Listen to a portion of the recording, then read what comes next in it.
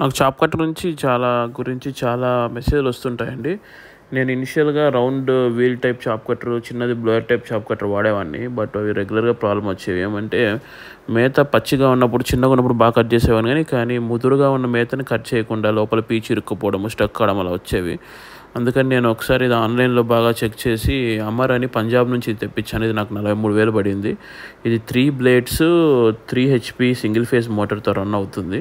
ఇప్పటికి 9 మంత్స్ అయింది తెప్పించి. చాలా బాగుంది. ఒక్కసారి కూడా నాకు దీంట్లో ప్రాబ్లమ్ లేదు. దీంట్లో గేర్ కూడా ఉంటుంది. ఒకవేళ స్టక్ అయితే గేర్ అలా ఎత్తితే క్లియర్ అయిపోతుందన్నమాట.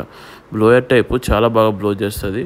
చిన్న చిన్న పీసెస్‌గా కట్ చేస్తది. చాలామంది గడ్డి కట్ చేస్తే పిల్లలు తినవు, చాప్ కట్టర్‌లో పెడితే తినవు, స్మెల్ వస్తది అంటారు కానీ అవన్నీ ఒట్టి మాటలండి.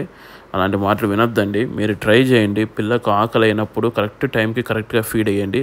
ఖచ్చితంగా తింటాయి. ఇక్కడ మీరు చూసొచ్చు మేము హెడ్జ్ లూసను, సూపర్ నేపియర్, సిబో 4 గ్లాస్ అన్నీ కలిపి పెడుతున్నాం. Thank you.